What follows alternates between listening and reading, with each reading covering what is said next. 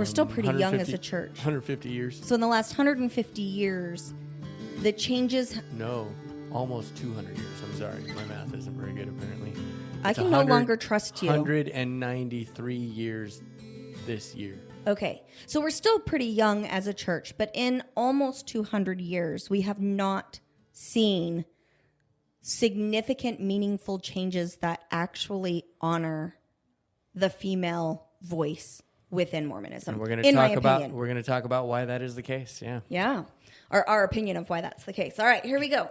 So when we start with Joseph Smith, the founder of Mormonism, we see one of the best examples of silencing the woman's voice is his revelation to Emma Smith about polygamy, which is, I'll just paraphrase it here. Mason, what section is that? Do you remember? 132. So section 132 of the Doctrine and Covenants, which is, Emma, you need to let your husband marry other women. All of the rules of you've got to get the wife's permission. The girl has to be a virgin, blah, blah, blah, blah, blah. But if your wife doesn't let you, do it anyway. So basically this is, Emma, F you, I'm going to marry other women, and you better just give me permission. Otherwise, the Lord is going to strike you down. Yeah, to paraphrase. Right. And I think that's a phenomenal example of her voice is not allowed to be heard. Because anytime a man comes in and says, according to God, you're wrong, and if you don't agree with me, God's going to, strike you from the earth and you're going to go to hell. That's an abusive tactic, and it silences women. Yeah, well, and this is kind of a squirrel, but I think it applies to what we're going to be talking about today. You see that same sort of process in lots of different aspects of the church, in the fact that, we're all encouraged to pray to know that the church is true, the Book of Mormon is true, the prophet is a real prophet, whatever. But anytime you don't get an answer that falls in line with those things being true, you're the problem. And that kind of, I see that here too. It's like, Emma, you're special, you're awesome. You need to allow... You are so favored in the Lord's eyes. Right, you need to allow Joseph Smith to do this. This is a doctrine from God. And if you don't, it's over for you, sweetheart, right? Right, you're all my your favorite, specialness is but gone. I'm going to toss you because you're not obeying this one thing. Right. So, well, and I'm going to agree with that. I would say that one of the reasons the Mormon church still gets away with it and is able to marginalize women is because women believe that this is God's will. Right. And why are we going to question God? We've been taught from the time we were little in the Mormon church that questioning God is, you're supposed to, but it's bad. Like it's such a contradiction. Right. Ask God all of these questions, but if you don't get the answer that God's already said, then stop questioning and just do it. That's not questioning. If it's go ask your dad, even though you already know the answer is my way or the highway, that is not an open dialogue. That is one-way communication. That is not a two-way communication pattern. That would be toxic if it was, well, go ask your dad, even though I already know your dad is going to say no. Because dad always says no, and apparently there's no other option. Like, that's not a conversation. The mighty and resilient Merrimack River, carving through the communities of our great region. My name is Linda Lorden, proud president of Merrimack County Savings Bank. And like the river that serves as our namesake, we're a constant yet ever-changing presence. Because to us, it's bigger than banking. It's about powering communities and putting people first. It's about knowing where you came from and where you're going. That's Merrimack style.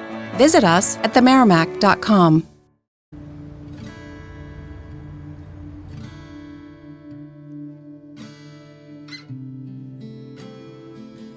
So, example number 2, we watched, it came across our thing on, is it Analyzing? Mason, what was the name of that TikTok? Analyzing.Mormonism. Analyzing.Mormonism on TikTok, yeah. On TikTok, yes. And so she did a recent TikTok about Brigham, and that one's going to be linked in the show notes as well. Brigham Young got rid of the Relief Society. And then it did not get reenacted for over 20 years. So Mason, why don't you give us that? Because I know you have all that. I do. I wrote out the quote because she does Perfect. it on a video, so I took the time to just wrote out what she said. This is recorded Sunday, March 9th, 1845.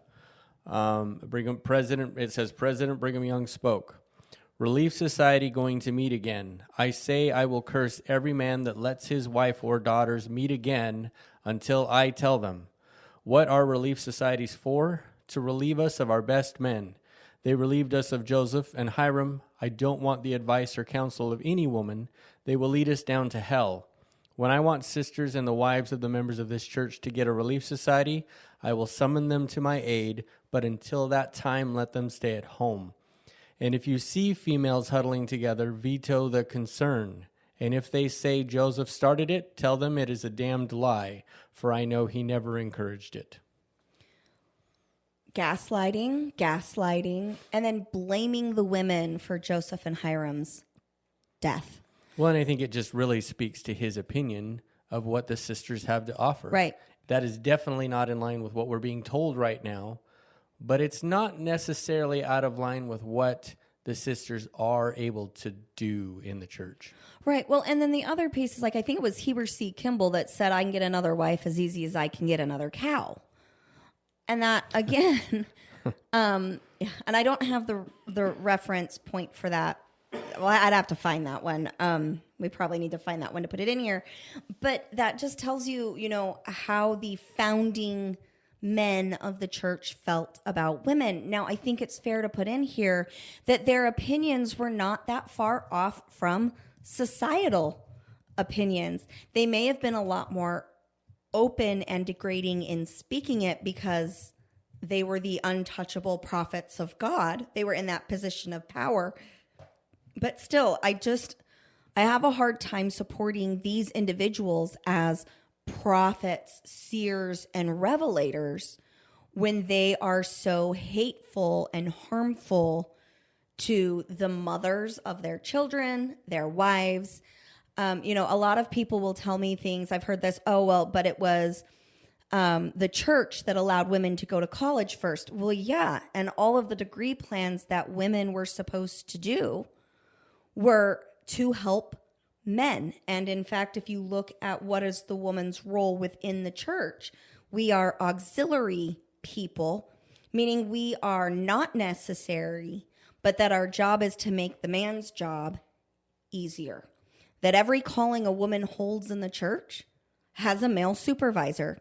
No woman in any position in the Mormon church is able to make an executive decision without having it approved by a male.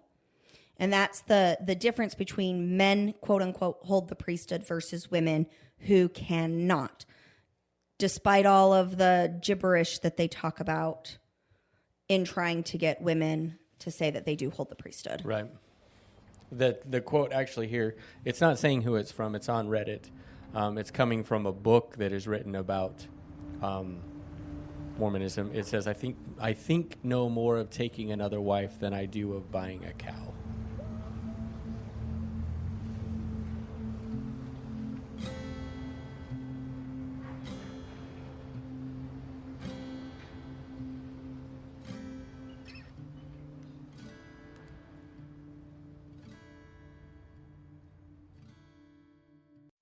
Every day, we rise, challenging ourselves to work for what we believe in.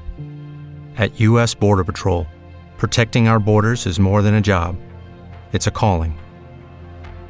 Agents answer the call, working together to keep our country and communities safe. If you're ready for a new mission, join U.S. Border Patrol and go beyond. Learn more at cbp.gov/careers.